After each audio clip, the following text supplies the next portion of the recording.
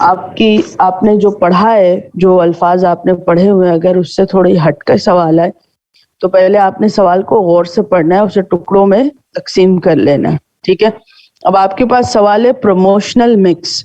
अब प्रमोशनल का वर्ड आपने कहाँ पे पढ़ा था?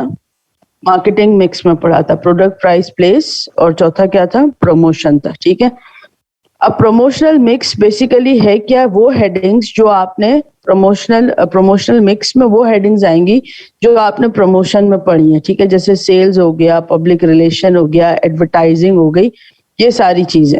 ठीक है, लेकिन सवाल का जो दूसरा हिस्सा है वो आपको ये बता रहा है कि आपने खुद से जो है वो किसी डिटर्जेंट पाउडर या वॉशिंग पाउडर की प्रमोशनल मिक्स के बारे में लिखना है।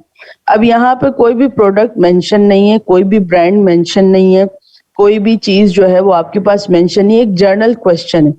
तो अब ऐसी सूरत में जब सवाल इस तरीके से आ रहा है तो आपके पास दो ऑप्शन है, या तो सवाल को छोड़ के आप जो है वो आसानी से मिलने वाले मार्क्स मिस कर दें, या सवाल को टैकल करके आसानी से मार्क्स गेन कर लें, लेकिन उसके लिए सवाल का समझ में आना बहुत जरूरी है।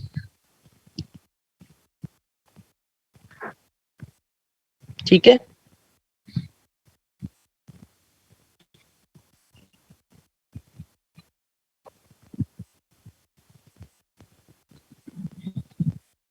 तो आपने खुद से इस सवाल को सॉल्व करना है। खुद से कोई भी वॉशिंग पाउडर, कोई भी डिटर्जेंट पाउडर जो आपके घर में इस्तेमाल हो रहा है,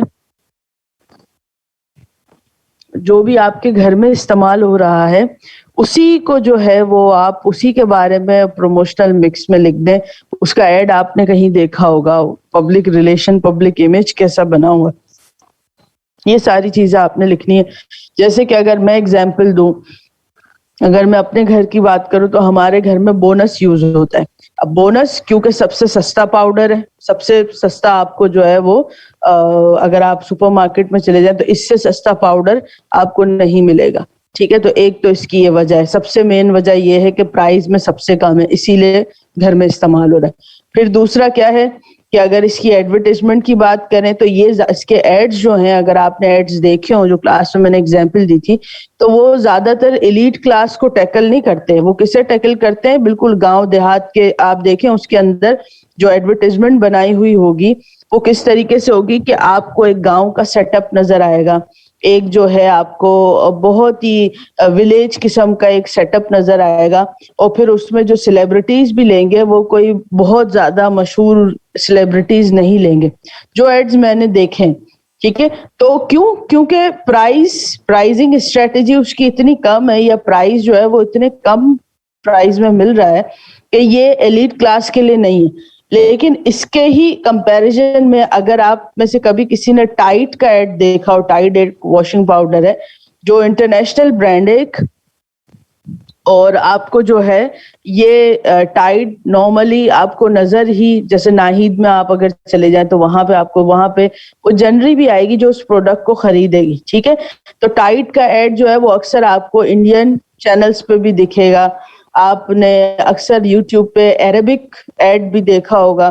तो इस तरीके से आपने किसी भी वॉशिंग पाउडर को लेके और उसके बारे में जो प्रमोशनल मिक्स में आपने हेडिंग्स पढ़ी हैं, वो हेडिंग्स जो है वो आप लिखेंगे। ठीक है, अब उसके अंदर जितनी भी हेडिंग्स पढ़ी हैं आप चाहें तो वो सारी कवर कर लें। अब सेल्स की अगर हम बात करें तो सेल्स, बोनस की सेल्स जो है वो प्राइसिंग के पॉइंट ऑफ व्यू से बहुत ज्यादा है। ठीक है, क्योंकि प्राइस कम है हमारे यहाँ, जो है वो लोग प्राइस कॉन्शियस हैं, वो अवाम ज्यादा है जो प्राइस कॉन्शियस होती है। ठीक है, इसके अलावा एरियल है, या आपके पास ब्राइट टोटल है, और पता नहीं 100 तरीके के वॉशिंग पाउडर्स हैं।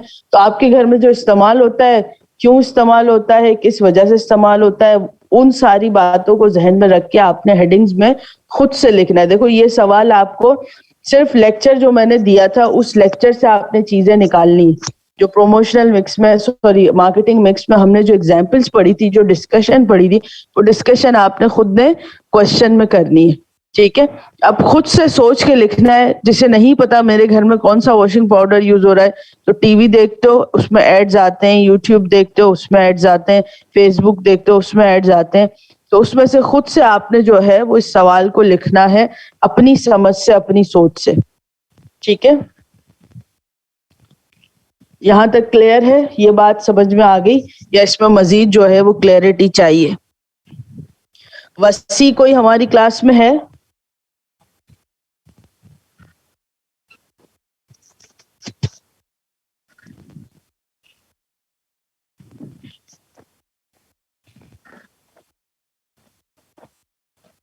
अरीबा को मैंने कर लिया एक्सेप्ट।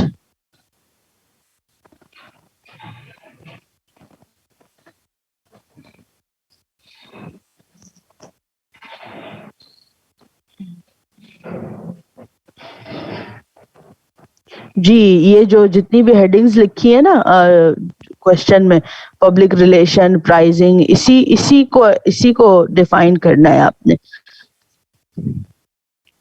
असल में देखो, इस तरह के जो क्वेश्चंस होते हैं ना, ये आईटीबी में नहीं आते क्योंकि आपके कोर्स में शामिल नहीं है। दूसरा ये कि अभी वो लेवल आपने मार्केटिंग पढ़ी है, उस लेवल की नहीं पढ़ी कि जो आपको BS4 या 5 में जब आप मार्केटिंग का पूरा कोर्स पढ़ेंगे, प्रिंसिपल्स ऑफ मार्केटिंग, तो उसमें पढ़ेंगे। लेकिन कभी कभार केयू में आपको जो है वो इस तरह की मुश्किलात का सामना करना पड़ सकता है।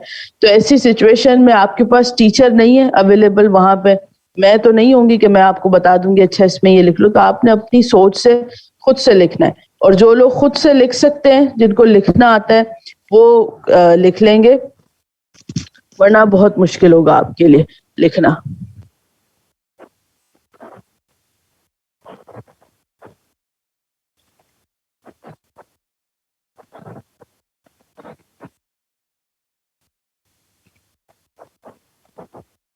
ठीक है, अच्छा, दूसरा क्वेश्चन अब्दुल्ला क्या था? वो एक्सटर्नल और इंटरनल रिक्रूटिंग का, वो जरा क्वेश्चन मुझे एक बार लिख के बता दो तो मैं फिर उससे भी डिफाइन कर लूं।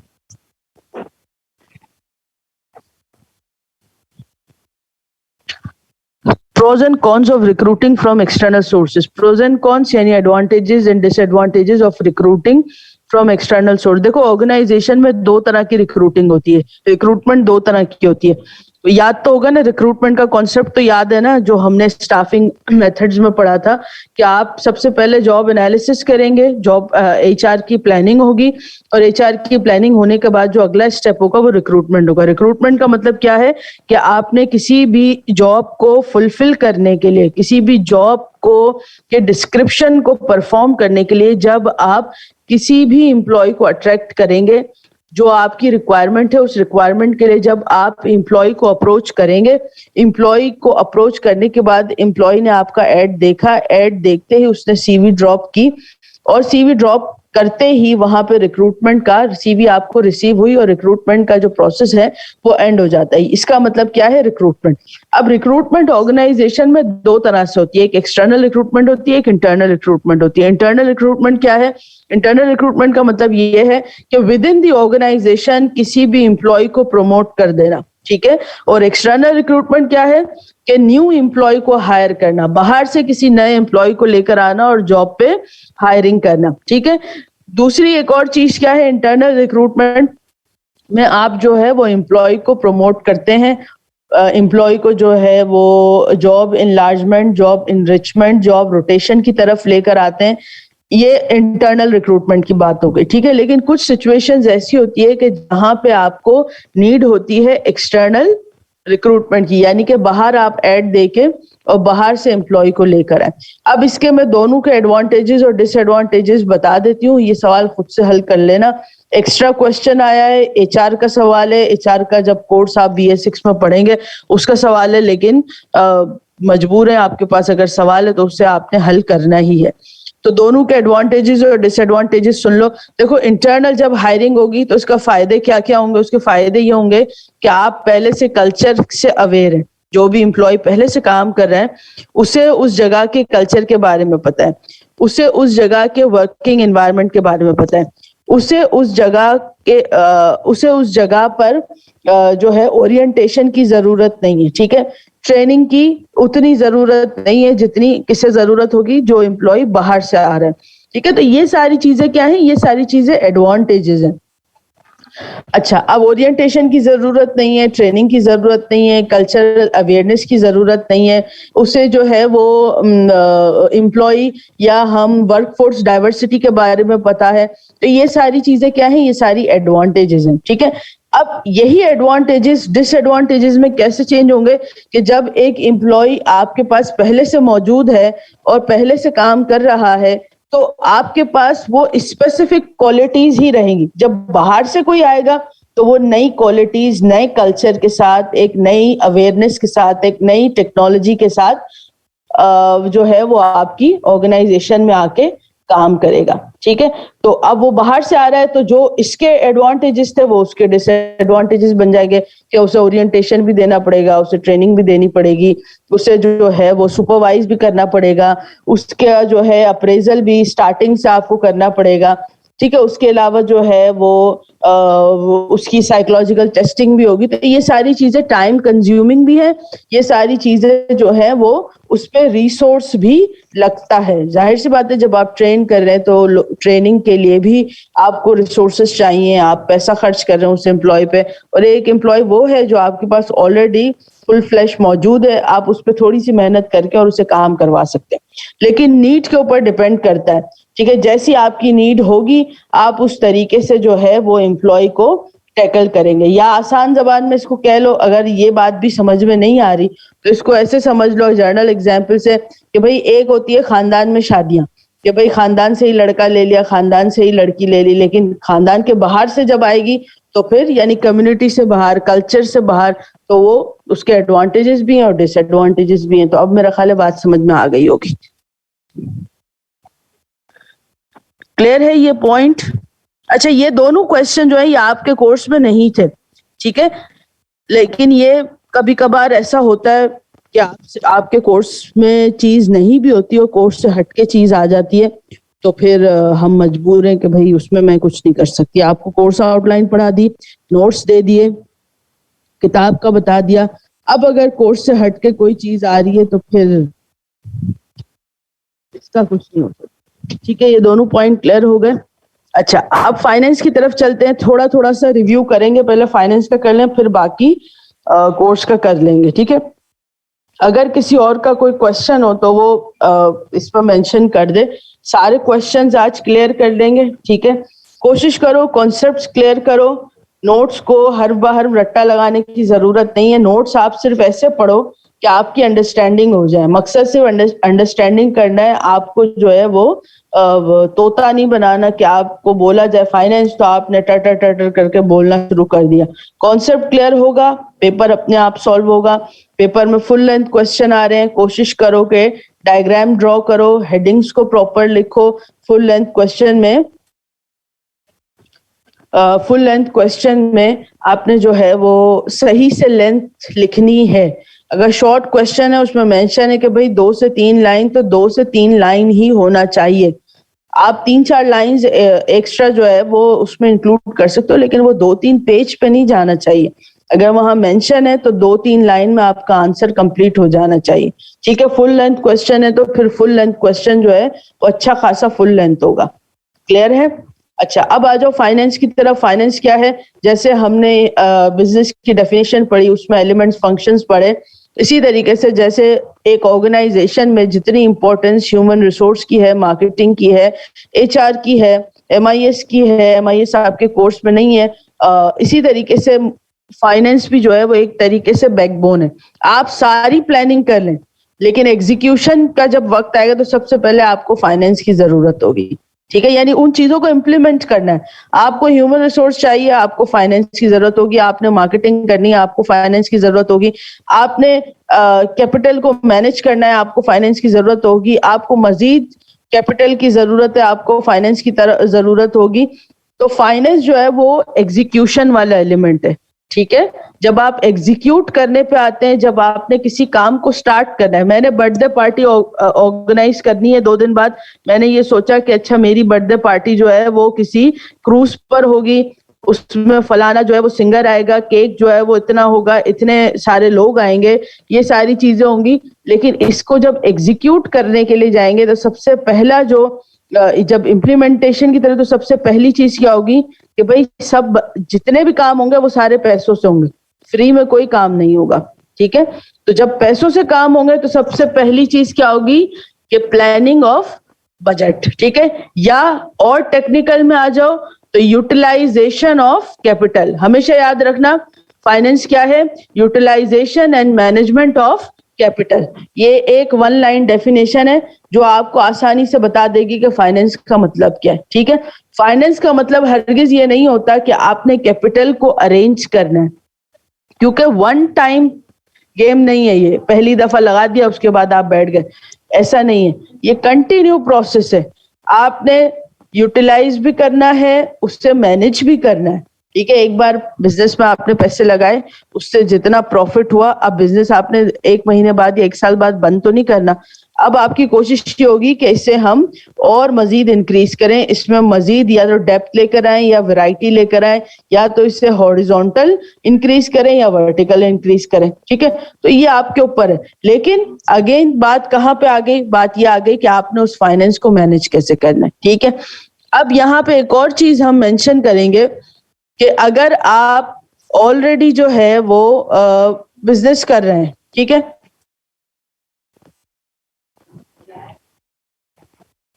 आप ऑलरेडी जो है वो बिजनेस कर रहे हैं, ठीक है। अब बिजनेस करते हुए आपको कभी कभी आपको जरूरत पड़ सकती है कि आपको जो है वो पैसा मजीद रिक्वायर्ड है अपने बिजनेस को इंक्रीज करने के लिए, ठीक है। तो अपने बिजनेस को इंक्रीज करने के लिए आप 2 तरीके से जो है वो कैपिटल की सर्च में जाएंगे। अभी बहुत आसान अल्फाज में समझा रही हूँ, या तो लॉन्ग टर्म फाइनेंस की तरफ जाएंगे या शॉर्ट टर्म फाइनेंस की तरफ जाएंगे, ठीक है। अब लॉन्ग टर्म और शॉर्ट टर्म आपको खुद से ही अंदाजा हो जाएगा कि लॉन्ग टर्म और शॉर्ट टर्म है क्या। जैसे कि मैंने पहले भी बताया था कि जब भी हम लॉन्ग टर्म प्लानिंग की बात करते हैं, जब भी मैं ये कहूँ आसान अल्फाज में समझो कि एक लंबे अरसे की प्लानिंग की बात हो रही है, तो वहां पे कौन कौन से वर्ड लिखे हुए आएंगे, strategic planning, long term planning. ये सारे वर्ड कब आएंगे, जब आपने एक लंबी प्लानिंग करनी होती है, ठीक है, 1 साल से ज्यादा, और उसे आसान कर दिया, 1 साल से ज्यादा जब आपने किसी चीज की प्लानिंग करनी है तो वो स्ट्रेटेजिक प्लानिंग या लॉन्ग टर्म प्लानिंग में आएगी, ठीक है। और 1 साल के अंदर अंदर आपने अगर किसी चीज की प्लानिंग करनी है तो वो किस में आएगी, शॉर्ट टर्म प्लानिंग में। अब इसी कॉन्सेप्ट को आके रख दो किस पे, फाइनेंस पे, कि अगर आपको इतने पैसों की जरूरत है जो आपने 1 साल में ही अपनी, यानी 1 साल के अंदर अंदर रहते हुए आपने अगर अपनी किसी चीज को फाइनेंस करना है या किसी चीज को फाइनेंस करने के लिए पैसों की जरूरत है, तो वो किस में आ जाएगा, वो आ जाएगा आपकी शॉर्ट टर्म प्लानिंग में। और अगर 1 साल से एक्सीड करके आपकी कोई प्लानिंग है तो वो किस में आ जाएगा, लॉन्ग टर्म में, ठीक है। अब लॉन्ग टर्म और शॉर्ट टर्म का कॉन्सेप्ट क्लियर हो गया। अब इसके अंदर जो हेडिंग्स आ रही हैं वो सारी चीजें क्या है, वो सारी वो चीजें हैं, वो जराए हैं जिसके थ्रू आप अपना फाइनेंस यानी अपने फाइनेंस का अरेंजमेंट कर सकते हैं। लेकिन क्या हर इंसान इस फाइनेंस का अरेंजमेंट कर सकता है, नहीं। हर इंसान, ये इतना आसान नहीं है कि आप 10 रुपए लेके गए, आप बाहर गए और बाहर जाके आपने कोई दुकानदार से चीज खरीद ली, बज़ाहिर ऐसा ही है, लेकिन ये एक रूल्स एंड रेगुलेशंस को फॉलो करते हुए और फिर जो है वो आपको फाइनेंस की तरफ आप जा सकते हैं। जैसे कि अब और आसान की तरफ आ जाओ, बात इस तरीके से समझ में आएगी कि जब आप बैंक में अपना अकाउंट खुलवाने जाते हैं तो क्या आप जाके फौरन कहते हैं मेरा अकाउंट खोल दो और वो अकाउंट खोल देगा, नहीं खोलता ना।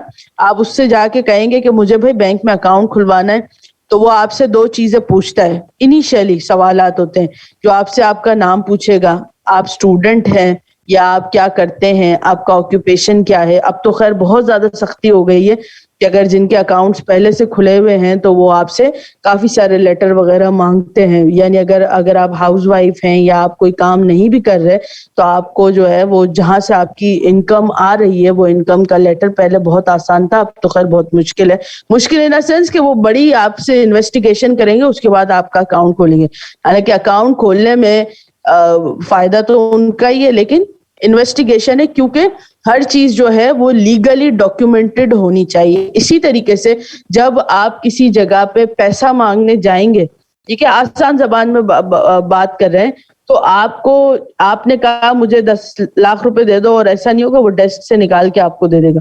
उसके पीछे पूरी डॉक्यूमेंटेशन होगी, ठीक है। वो डॉक्यूमेंटेशन की तरफ हम नहीं जाएंगे, वो आपके कोर्स में शामिल नहीं है।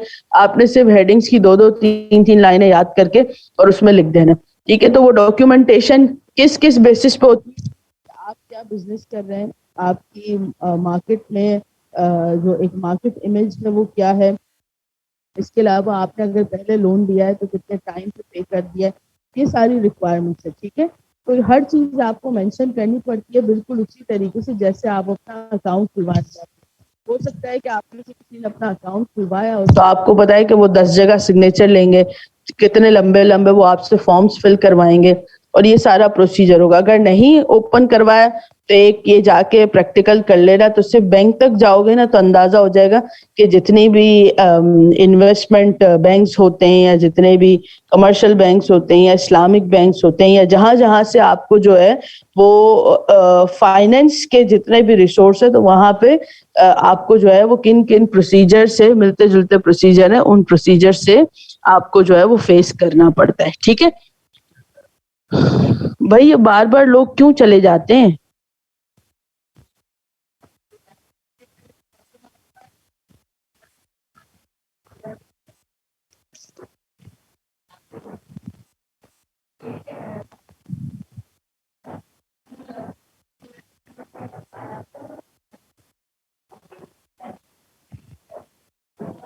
ठीक है, तो यहां तक बात समझ में आ जाएगी। अच्छा, उसके बाद एक और चीज क्या थी? हाँ, स्टॉक एक्सचेंज। अब स्टॉक एक्सचेंज क्या है? एक स्टॉक एक्सचेंज वो जगह है, जैसे कि आप, अगर आपने जो है वो कोई डेयरी प्रोडक्ट लेना है, ठीक है, अपने लिए, तो आप डेयरी प्रोडक्ट के लिए कहाँ पे जाएंगे? किसी दूध वाले की दुकान पे, जहां पे आपको दूध, दही, ये सारी चीजें मिल जाएंगी, ठीक है।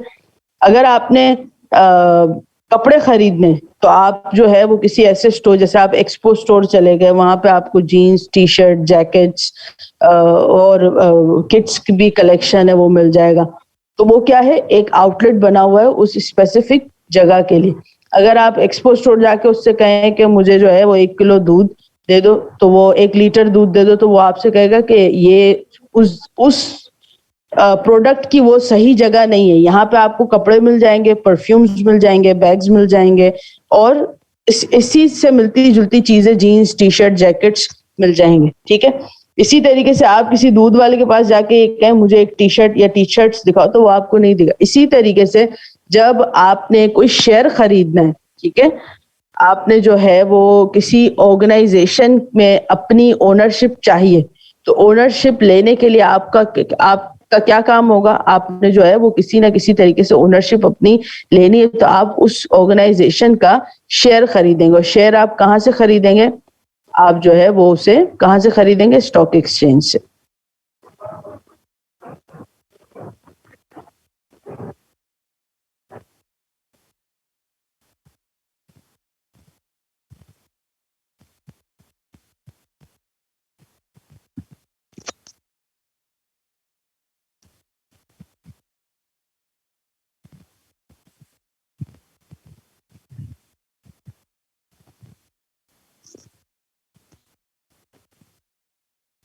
आयशा ऑलरेडी एंटर तो है।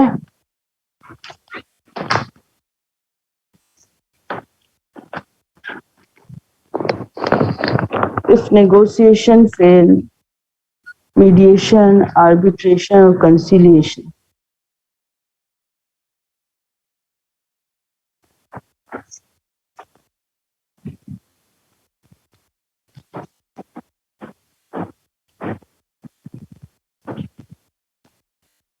मोइस को तो मैं कई बार ऐड कर चुकी हूँ।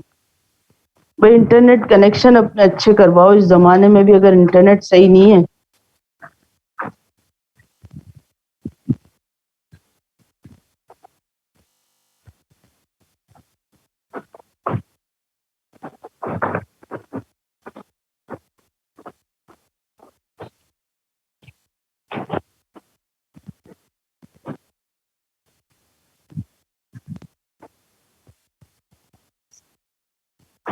हो गए सब, एक्सेप्ट हो गए।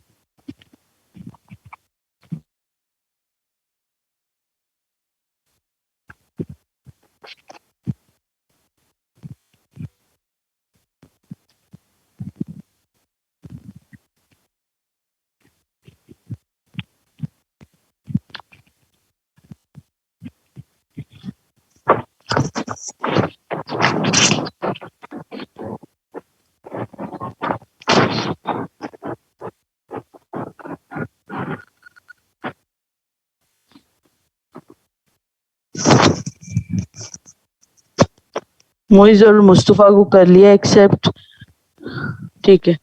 अच्छा, अब एक अगला क्वेश्चन है, how assets can be financed by a firm. इधर कौन है? Short term financing, long term financing का दिया तो है मैंने, लाइबा नोट्स दिए तो है।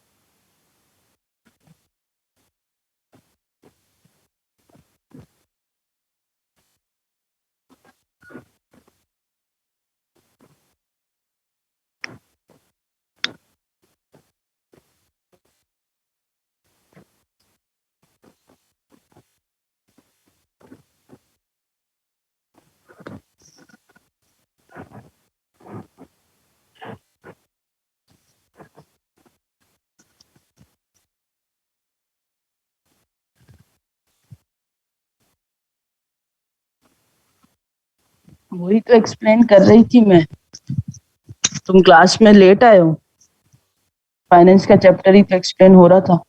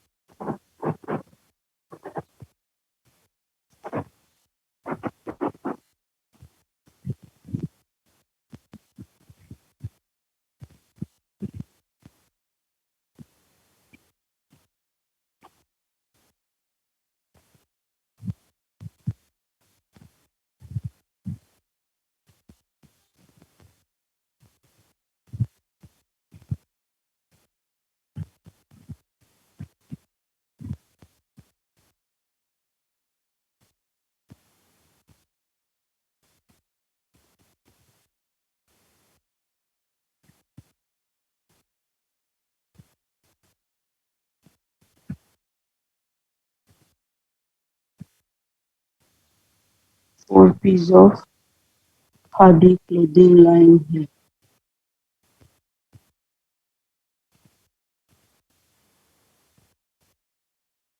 ये देखो, अगर ऐसा कोई क्वेश्चन आया है तो इस क्वेश्चन में, क्योंकि अगर ये क्वेश्चन आया है तो चांसेस है कि ये इस तरह का क्वेश्चन फिर है। ये आपने जो है वो जो खाड़ी वाला जो क्वेश्चन किसने पूछा है, इस क्वेश्चन को आया है अगर ये क्वेश्चन, अच्छा तो इस तरह के क्वेश्चन आने के चांसेस हैं।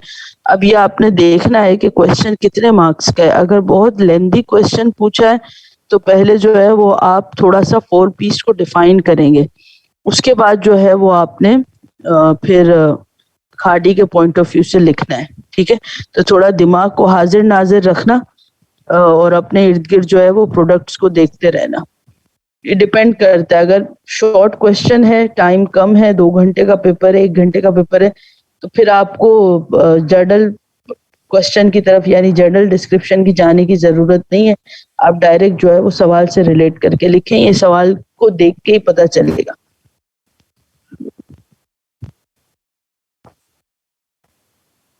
ठीक है, एक खाड़ी का हो गया, एक वॉशिंग पाउडर का हो गया। अच्छा, अब पेपर आपका पेपर में भी कितना टाइम है, जितना भी टाइम है, खैर इस तरह के जो कॉन्सेप्चुअल क्वेश्चन है ना,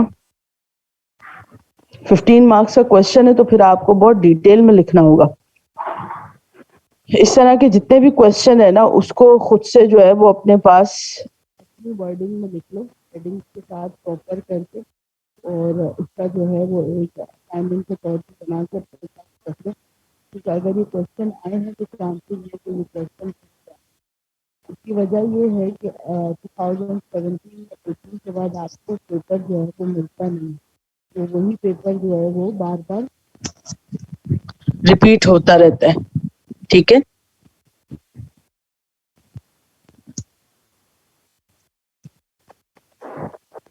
भाई ये रिस्क का चैप्टर तो कोर्स में है ही नहीं आपके, रिस्क मैनेजमेंट या रिस्क का चैप्टर जो है वो कोर्स में नहीं है। फिर भी अगर एक्स्ट्रा पढ़ने के लिए देखना है तो इसके लिए जो है वो बुक को देख लो और बुक से पढ़ लो कि रिस्क क्या है।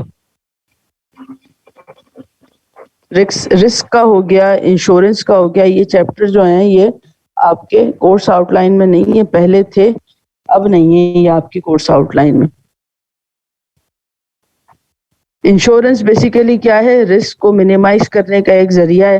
लेट सपोज आपके पास कोई एक बहुत बड़ी इन्वेस्टमेंट है, जैसे आपने जो है वो एक गाड़ी खरीदी है, ठीक है, वो बहुत महंगी गाड़ी है और आपको ये डर है कि मेरी ये जो गाड़ी है या मेरा कोई भी एसेट है जो आपका जिसको नुकसान पहुंच सकता है, ठीक है, तो आप उसको क्या करवा लेते हैं, उसका इंश्योरेंस करवा लेते हैं, ठीक है, ताकि अगर इसे इन फ्यूचर कोई नुकसान पहुंचता है तो आप जो है वो इसे क्लेम करके अपने इंश्योरेंस को क्लेम करके और उसके अगेंस्ट में कोई ना कोई अमाउंट जनरेट कर सकते हैं। अब इंश्योरेंस का प्रोसेस क्या है, वैसे तो इसी तरीके से एक लंबा प्रोसेस होता है, लेकिन मैं आपको शॉर्ट में बता देती हूँ कि इंश्योरेंस करवाने के लिए या अपनी किसी भी एसेट को, किसी भी चीज को की इंश्योरेंस के लिए आपने क्या करना पड़ता है, आपने जो है वो मंथली या जितना जो भी उनकी रिक्वायरमेंट होती है उसके हिसाब से आपने जो है वो एक अमाउंट इंश्योरेंस कंपनी को देना है। इंश्योरेंस कंपनीज जिस तरह से हमारे पास बैंक्स होते हैं इसी तरीके की इंश्योरेंस कंपनीज होती हैं,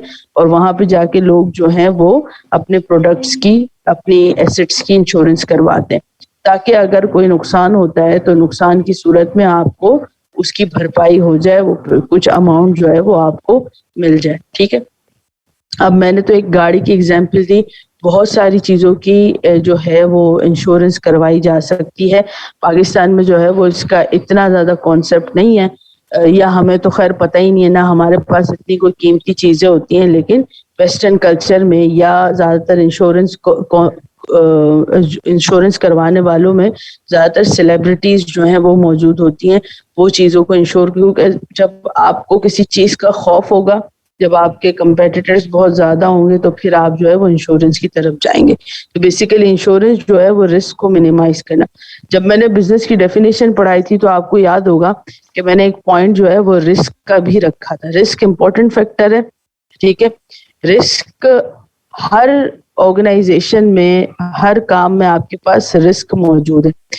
तो लोगों की कोशिश ये होती है, डेफिनेटली आपके पास जो बिजनेस स्टार्ट होता है तो बिजनेस जो है वो 2 दिन के बाद बंद करने के लिए स्टार्ट नहीं होता, बल्कि स्ट्रेटेजी एक लॉन्ग टर्म प्लानिंग की तरफ, लॉन्ग टर्म प्लानिंग को फुलफिल करने के लिए जो है वो बिजनेस स्टार्ट होता है, ठीक है।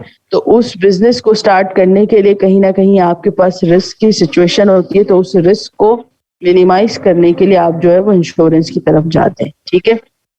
कुछ रिस्क ऐसे हैं जिनको इंश्योर करवाया जाता है, कुछ रिस्क ऐसे हैं जिनको इंश्योर नहीं करवा सकते। ठीक है, अच्छा एक और सवाल आया था,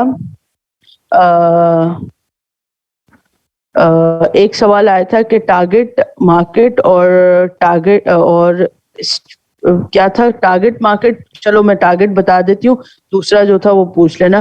टारगेट मार्केट का मतलब क्या है कि आप अपने कस्टमर का एक, देखो कोई भी प्रोडक्ट ना सारी दुनिया के लिए नहीं है। अगर मैं ये बात कहूँ कि जैसे लेट सपोज वॉशिंग पाउडर है, अब वॉशिंग पाउडर जो है वो किसके लिए है, स्पेसिफिकली उन लोगों के लिए है जो घरों में रह के और घर के जो है वो काम करते हैं, उन लोगों के लिए वॉशिंग पाउडर है। टूथपेस्ट है तो टूथपेस्ट किसके लिए है, टूथपेस्ट में भी कैटेगराइजिंग हुई हुई है। इसी तरीके से अगर हम कोई ऐसा प्रोडक्ट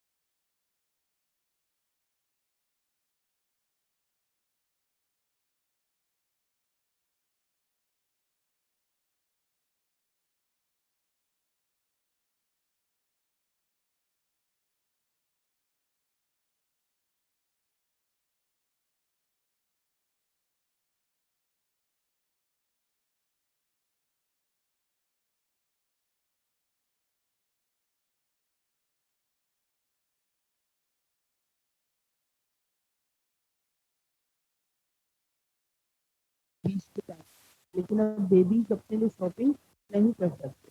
बेसिकली उनकी टारगेट मार्केट कौन है, मदर्स। तो बेबीज के लिए शॉपिंग कौन करेगा, मदर्स करेंगे। टारगेट मार्केट कौन है, किसी भी प्रोडक्ट के लिए आप हमेशा जो है वो कोई टारगेट मार्केट अपनी रखते हैं और वो टारगेट मार्केट जो है वो उस प्रोडक्ट को खरीदती है। एड भी उसी तरीके से बनाया जाता है।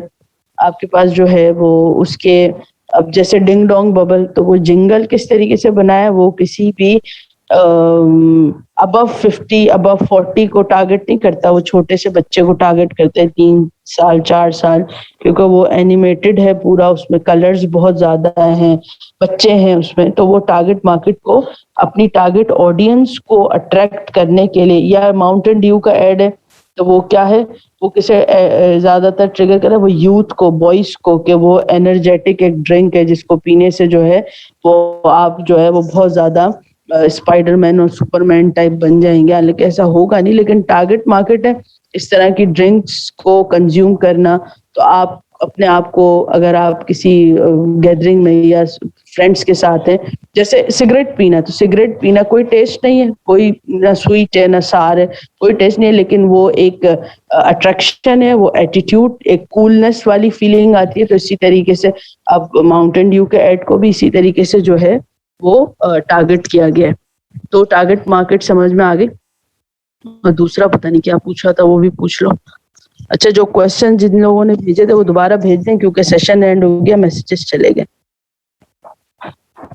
ऑर्गेनाइजेशनल रिलेशनशिप क्या है, कि ऑर्गेनाइजेशन में आपके किन किन के साथ, यानी कि ऑर्गेनाइजेशन के अंदर जो लोग काम कर रहे हैं या ऑर्गेनाइजेशन की एक्टिविटीज को परफॉर्म करने के लिए जो काम हो रहा है, उनमें रिलेशनशिप आपके किस किस किस से हो सकते हैं।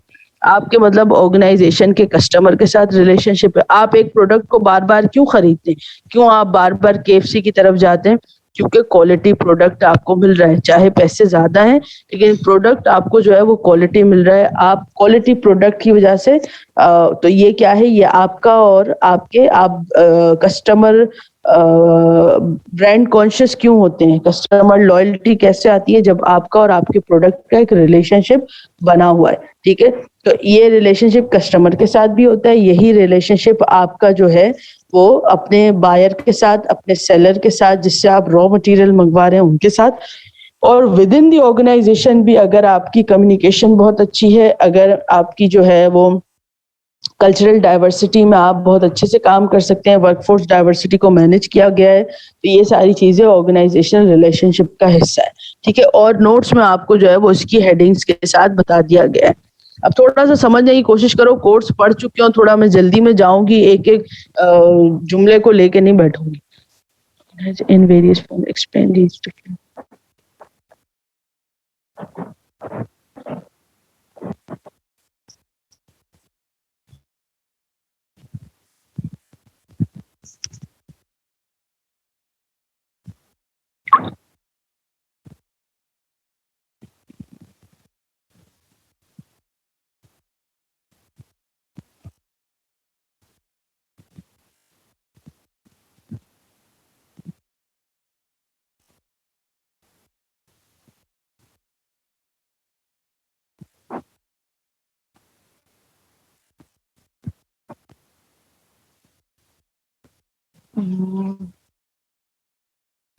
मार्केट सेगमेंटेशन, मार्केट सेगमेंटेशन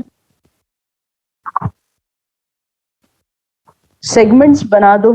जैसे मैं ये कहूँ कि आपने जो है वो एक बॉक्स लिया और एक बॉक्स में आपने छोटे छोटे सेगमेंट्स बना दिए कि ये सेगमेंट जो है ये लेडीज का है, ये सेगमेंट जो है ये जेंट्स का है, ये सेगमेंट जो है वो बेबीज का है। तो आपने क्या किया, आपने सेगमेंट्स बना दिए। जैसे कोलगेट है, अब कोलगेट नॉर्मली एक टूथपेस्ट है, ठीक है, लेकिन उसमें सेगमेंट्स बने हुए। सेगमेंट्स कैसे बने हुए हैं कि अगर आपके मसूड़ों में दर्द है तो आप वो ग्रीन वाला इस्तेमाल करें, अगर आपको बहुत ज्यादा फ्रेश एयर चाहिए, मतलब ब्रीथिंग आपकी अच्छी चाहिए, तो आप वो जेल वाला इस्तेमाल करें।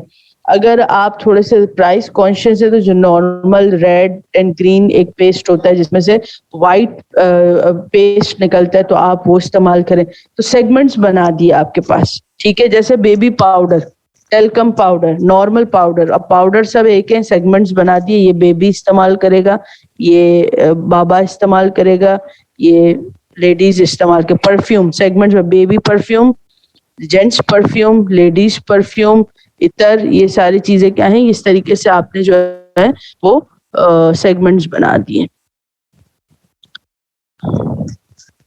फॉर्म्स ऑफ बिजनेस, हाँ फॉर्म्स ऑफ बिजनेस, ये sole proprietorship, how can you classify risk as an insurable risk का मतलब ये है कि ऐसा रिस्क जिसे आप इंश्योर करवा सकें। अब मैंने इसको तर्जुमा कर दिया, तर्जुमा इसलिए किया कि पहले ये कॉन्सेप्ट में समझा चुकी हूँ। देखो रिस्क के अंदर जब आप किसी भी चीज की, रिस्क मैंने क्या बताया, इंश्योरेंस और रिस्क आपस में कैसे कनेक्टेड है कि किसी भी बिजनेस में रिस्क को मिनिमाइज करने के लिए आप इंश्योरेंस करवाते हैं। ठीक है, लेकिन बहुत सारी चीजें ऐसी हैं, बहुत सारे रिस्क ऐसे हैं कि जिसको आप इंश्योर नहीं करवा सकते। ठीक है, यानी कि बहुत सारी सिचुएशन में अगर आप जैसे आप इंडियन मूवीज में तो आपने देखा है ना कि अक्सर जो है वो चीजों का इंश्योरेंस करवाया हुआ होता है, फिर उसके बाद आपको पता चलता है, यानी मूवी में ये दिखा रहे हैं कि इंश्योरेंस करवाया तो था लेकिन वो इंश्योरेबल रिस्क नहीं था। अगर आपको नुकसान हुआ है तो वो आपको सर्टेन कंडीशंस बताएंगे कि अगर आपकी गाड़ी को कोई चोरी कर गया, आग लग गई, तो ये सारी सिचुएशन में हम आपको पैसे दे देंगे। अगर इससे हटके कोई सिचुएशन हो रही है तो हम आपको पैसे नहीं देंगे। तो इंश्योरेबल रिस्क यानी कि वो जो बेरेबल हो, और ऐसा रिस्क जो बेरेबल ना हो जिसे हम इम्पोज नहीं कर सकते।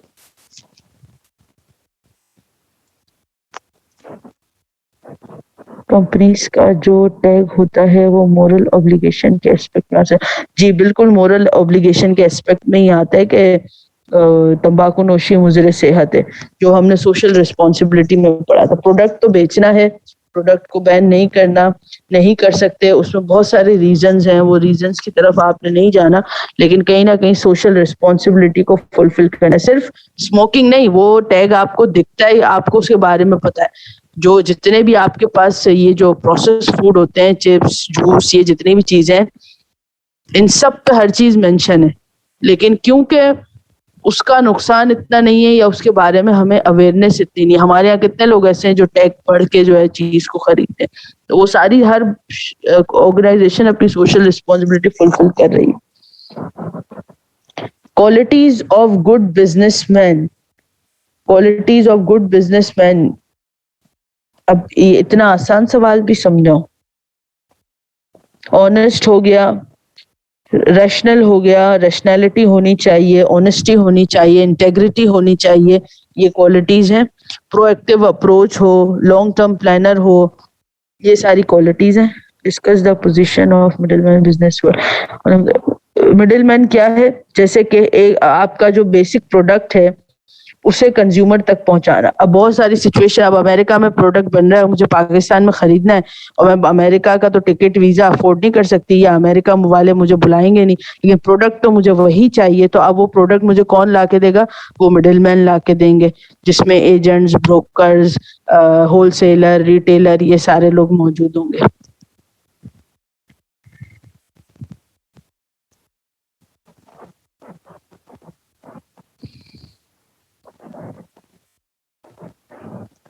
Explain the goal of business. Goal क्या होगा? एक शॉर्ट टर्म प्लान होगा जो फुलफिल किसे करेगा? लॉन्ग टर्म प्लानिंग को या स्ट्रेटेजिक प्लानिंग को। ठीक है, स्ट्रेटेजी का वर्ड कहीं भी आए तो आपने समझ जाना है लॉन्ग टर्म प्लानिंग की बात।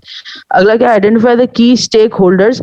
स्टेक होल्डर्स और स्टॉक होल्डर्स में डिफरेंस समझ लो।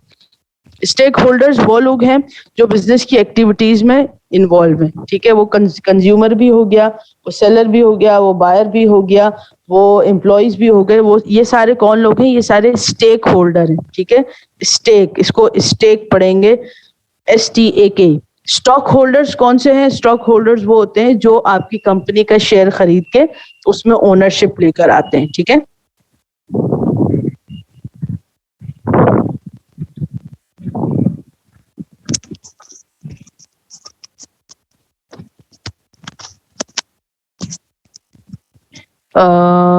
Horizontal combination and vertical combination. Mariam, ये क्वेश्चन पूरा भेजो कि हॉरिजॉन्टल कॉम्बिनेशन और वर्टिकल कॉम्बिनेशन तो बहुत सारी चीजों में होता है, HR में भी होता है, मार्केटिंग में भी होता है, किस पर्सपेक्टिव की बात हो रही?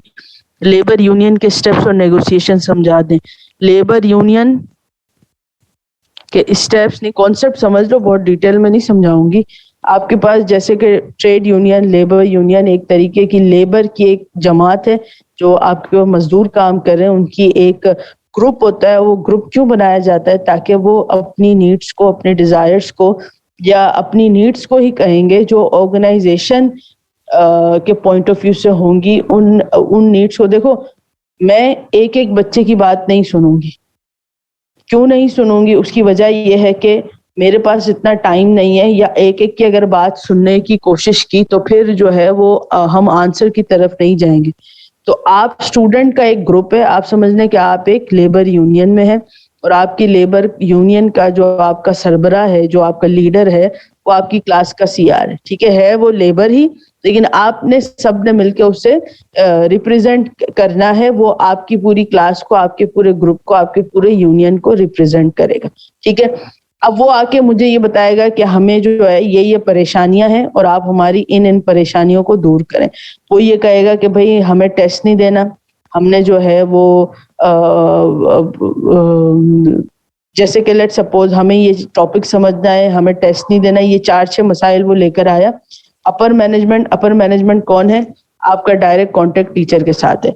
अब आपने आके अपने मसाइल मुझे बताया, अब वो एक ही बंदा आएगा आप सबकी क्वेरी को समराइज करके मेरे पास लेके। तो वहां पे क्या होगा? वहां पे ये होगा कि मेरा और CR का डिस्कशन होगा। हो सकता है कि डिस्कशन होने के बाद हम जो है वो किसी एक म्यूचुअल कंसेंट पे पहुंच जाए, और वहां पे जो है हम दोनों एक ही राय पे पहुंच गए। ठीक है, हम दोनों का म्यूचुअल कंसेंट है। अगर तो वहां पे इत्तेफाक नहीं हुआ, जिसे हम क्या कहेंगे? नेगोशिएशन कहेंगे। म्यूचुअल कंसेंट, यानी कि जब हम आपस में एक दूसरे से बार्गेनिंग करते हैं तो हम नेगोशिएट करते हैं कि अच्छा उन्होंने कहा कि भाई 4 को टेस्ट नहीं देना, मैंने कहा ठीक है चले 6 को टेस्ट दे दें, तो आपने कहा ठीक है आप 6 को ले सकते हैं। फिर उन्होंने कहा हमने 4 टॉपिक समझने, मैंने कहा नहीं 3 टॉपिक समझाएंगे क्योंकि हमारे पास इतना टाइम नहीं, ठीक है नेगोशिएशन। अगर नेगोशिएशन फेल हो गया तो फिर आप जाते हैं उन 3 मेथड्स की तरफ जो मैंने आपको लिखा, आर्बिट्रेशन, मीडिएशन और कंसिलिएशन। अब ये जो 3 मेथड्स हैं ये क्या है, ये तीनों मेथड्स में आपके पास पूरा पूरा प्रोसीजर होगा जिसमें आप थर्ड पार्टी को इन्वॉल्व करेंगे, और इन्वॉल्वमेंट के बाद जो है वो आप उस प्रोसेस से गुजर के कहीं ना कहीं अपनी बात मनवाएंगे या दूसरे की बात मानेंगे, या वो थर्ड पार्टी आपको जो है वो एक किसी नुक्ते पर लेकर आएगी। ठीक है, तो ये है पूरा प्रोसेस, ये मैंने शॉर्ट में समझा दिया है।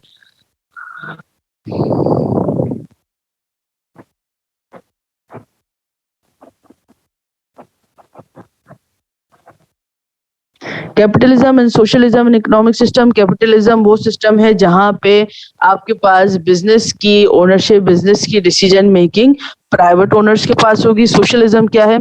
सोशलिज्म वो है जिसके अंदर आपके पास बिजनेस की डिसीजन मेकिंग, बिजनेस की जो कौन सा बिजनेस आपने चलाना है, कौन सा बिजनेस खोलना है, वो सारी चीजें गवर्नमेंट के पास होगी। दोनों के प्रोस एंड कॉन्स क्या है शॉर्ट में थोड़ा सा डिस्कस कर लेते हैं। कैपिटलिज्म में या कैपिटलिज्म, जो जिन इकोनॉमीज में कैपिटलिज्म पे काम होता है उनका ये मानना होता है कि गवर्नमेंट का काम नहीं है बिजनेस करना, गवर्नमेंट का काम है मुल्क को चलाना, बिजनेस को चलाना नहीं। जबकि सोशलिज्म के मानने वाले जो है वो हमें ये बताते हैं कि गवर्नमेंट का इंटरवेंशन होगा। गवर्नमेंट जो है वो इक्वालिटी पे बिलीव करती है, बराबरी पे बिलीव करती है। कैपिटलिज्म इकोनॉमीज में रहने वाले जो लोग होंगे उसमें कहीं ना कहीं कैपिटलिस्ट सोसाइटी और लेबर सोसाइटी अलग अलग होगी, डिफरेंशिएट करेगी। जबकि सोशलिज्म में कोशिश ये होगी गवर्नमेंट की कि गवर्नमेंट अपनी मोनोपोली क्रिएट करके तमाम लोगों को एक ही तरह के राइट्स दे। ठीक है, तो दोनों के फायदे भी हैं, दोनों के नुकसान भी हैं। और फिर उसके बाद जो तीसरी चीज आती है वो आती है इस्लामिक इकोनॉमिक सिस्टम, जिसकी बेस क्या है? जिसकी बेस है इंटरेस्ट फ्री इकोनॉमी, यानी कि सूद से पाक जो इकोनॉमी होगी उसे हम इस्लामिक इकोनॉमिक सिस्टम में लाएंगे। ये तो एक मोस्ट इंपॉर्टेंट फैक्टर है। अब अगर इसी को हम मजीद जो है इंटरेस्ट को कैटेगराइज करें तो इसमें अच्छी क्वालिटी का प्रोडक्ट को पहले से बता देना, ओवर चार्ज ना करना, यानी प्रोडक्ट की जो मालियत है उसमें ओवर चार्जिंग नहीं होनी चाहिए। जैसे चीज अगर 500 की है तो प्रॉफिट इतना हो कि सामने वाले के लिए वो चीज जब खरीदे तो उसे ये महसूस ना हो कि इस प्रोडक्ट की इतनी वर्थ नहीं, 500 की चीज 10,000 में नहीं बिकनी चाहिए। ठीक है, तो ओवर चार्जिंग एक इम्पोर्टेंट फैक्टर है जिसे निग्लेक्ट किया जाता है हमारी सोसाइटी में। ठीक है, तो अगर आप डेफिनेशन खोलेंगे, किताबें खोलेंगे तो आपको एक चीज पता चल जाएगी। चौथा जो आता है वो आता है मिक्स्ड इकोनॉमी। मिक्स्ड इकोनॉमी का मतलब क्या है? ऐसी इकोनॉमी जो इन सारी चीजों पे मुश्तमिल हो, यानी उसके अंदर ये सारी चीजों का कॉम्बिनेशन हो। पाकिस्तान किस पे बिलीव करती है? मिक्स्ड इकोनॉमी पे, क्योंकि आपके पास कैपिटलिज्म भी है, प्राइवेट ओनर्स भी चला रहे हैं ऑर्गेनाइजेशंस को, आपके पास सोशलिज्म भी है, मोनोपोली भी क्रिएट हुई है, गवर्नमेंट का जो है वो मुदाखलत है बहुत सारी ऑर्गेनाइजेशन में जहां पे आप जो है वो फिक्स है। ठीक है, उसके अलावा इस्लामिक इकोनॉमिक सिस्टम भी है, जैसे बैंकिंग सिस्टम में अक्सर आपसे कहते हैं कि कमर्शियल बैंक है और इस्लामिक बैंक है।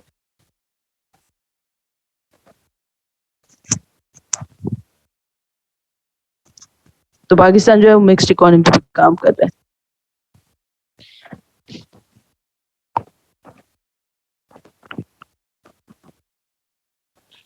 Distinguish between horizontal and vertical combination, ये सवाल देखो अधूरा है, इसमें कहीं भी कुछ भी मेंशन नहीं है। मैंने कहा ना वर्टिकल एंड हॉरिजॉन्टल हर चीज में हो सकता है, एचआर में भी हो सकता है, मार्केटिंग में भी हो सकता है। ऑर्गेनाइजिंग वन, अच्छा ये भी हो सकता है आपके पेपर में कि क्वेश्चंस जो हैं वो अधूरे आते हैं, हाफ आते हैं, पूरा चीज मेंशन नहीं है, तो आपके लिए थोड़ा सा आप बस दुआ करो, इसके लिए दुआ ही कर सकते हो। Organizing one of the most important aspect of management. Elaborate its important with the help of various steps involved in organizing process. Organizing process again जो है वो मैनेजमेंट का क्वेश्चन है। मेरे पास इसके नोट्स बने हुए हैं, मैं वो सेंड कर दूंगी तो उसमें से पढ़ लेना। ऑर्गेनाइजिंग का प्रोसेस मैंने इसके नोट्स तो मेरा ख्याल है एडमिनिस्ट्रेशन में सेंड किए होंगे, चलो मैं कर दूंगी, इसके नोट्स रखे हुए हैं मेरे पास ऑर्गेनाइजिंग के स्टेप्स के। ऑर्गेनाइजिंग क्या है? मैनेजमेंट में हमने 5 फंक्शंस पढ़े थे, planning, organising, staffing, leading, controlling. उसमें जो सेकंड स्टेप था वो ऑर्गेनाइजिंग था। ऑर्गेनाइजिंग का मतलब ये है कि स्टेप बाय स्टेप आपने जो है चीजों को सीक्वेंस में लेकर आना है, ठीक है? तो सीक्वेंस में लेकर आना है तो उसका क्या रोल प्ले होता है या उसमें क्या क्या स्टेप्स इन्वॉल्व होते हैं, बहुत आसान सी चीज है, नोट्स में दूंगी, वो पढ़ लेना, इंशाल्लाह बात समझ में आ जाएगी। और किसी का कुछ रह तो नहीं गया?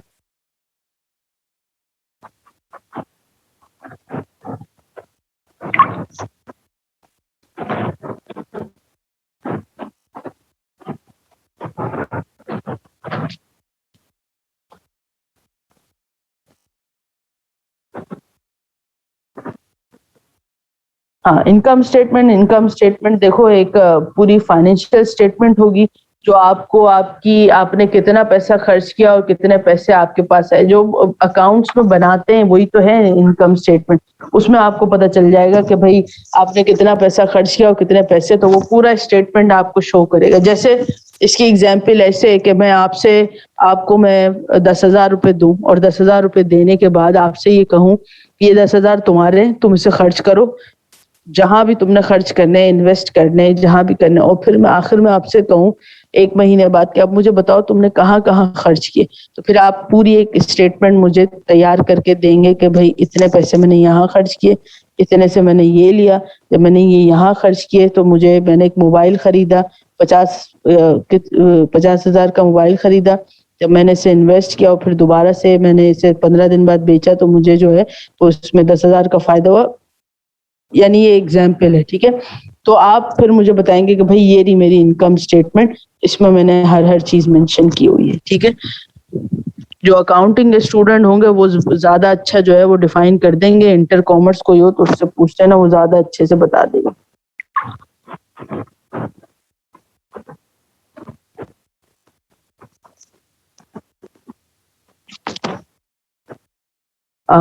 Functions of a financial manager. अच्छा देखो, क्वेश्चन आपके पास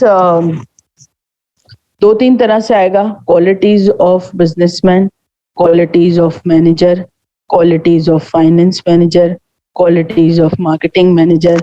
अब इसमें जो है एक कोशिश करो, एक सवाल बना लो क्वालिटीज ऑफ बिजनेसमैन या क्वालिटीज ऑफ मैनेजर के नाम से। थोड़ी सी टेक्निक इसमें यूज करनी है आपने।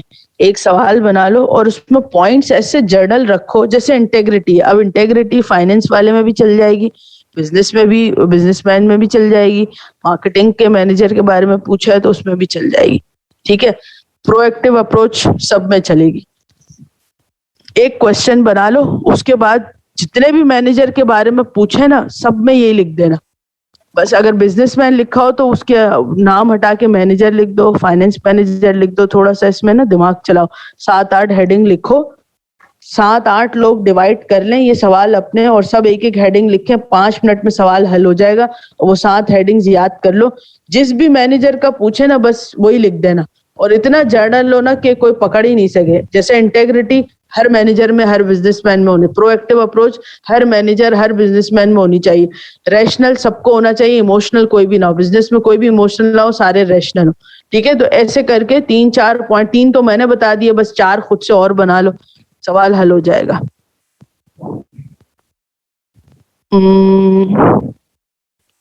तो मिस, अगर क्वेश्चन आया कि explain the following term, business environment, तो बिजनेस एनवायरनमेंट का तो क्वेश्चन हमने किया है ना।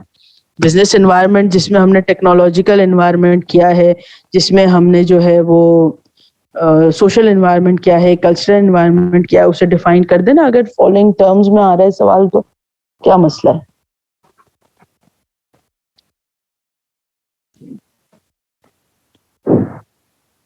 डिफाइन लिखा हुआ है तो डिफाइन करना है।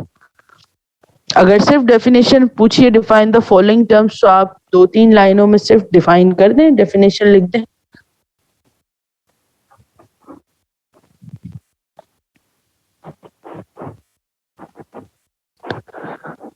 बस क्वेश्चंस खत्म। वैसे क्वेश्चंस तो कभी, अगर ये क्लास 1 साल तक भी एक चलती रहे ना और आपका पेपर नहीं हो तो आपके क्वेश्चंस खत्म नहीं होंगे। इसका आसान हल ये है कि जितना समझा दिया या जितना आपकी समझ में आ गया ना, बस उसे वहीं पे स्टॉप करो। अब नोट्स खोलो, किताबें खोलो और उसे पढ़ना शुरू करो। जैसे जैसे पढ़ोगे, स्टार्ट से लो, कोर्स आउटलाइन से स्टार्ट करो, आपके खुद से ही सवालात के जवाब आपको मिलते जाएंगे। ठीक है, अब वो टाइम खत्म हो गया, अब आपने जो है वो सेल्फ स्टडी की तरफ आना है। ठीक है, क्योंकि पेपर आपने ही सॉल्व करना है, मैंने सॉल्व नहीं करना। तो अब आपने अपनी मदद आपके तहत काम करना है।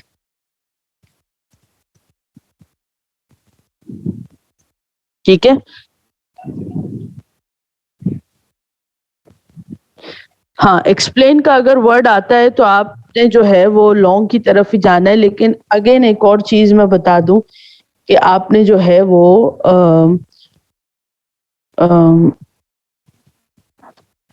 अपने मार्क्स देखने हैं कि कितने नंबर का सवाल है, और टाइम देखना है। ठीक है, कि कितना टाइम आपके पास मेंशन है। कभी कभार देखो ऐसा भी हो जाता है कि आपके पास जरूरत से ज्यादा लंबा पेपर आ गया, यानी कि आप देख रहे हैं कि हर 6, 7, 8 सवाल करने हैं, सबके आगे 15-15 नंबर लिखे हुए हैं, क्योंकि मार्क्स तो कंपनसेट हो सकते हैं ना।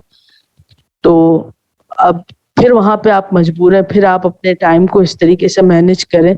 लेकिन ऐसा देखो थ्योरी सब्जेक्ट में हो भी सकता है, ये मैं डराने वाली बात नहीं है, लेकिन हो भी सकता है आपके पास, क्योंकि केयू में अनसर्टन कंडीशन है, या तो पेपर बहुत आसान आ जाए या पेपर बहुत मुश्किल आ जाए।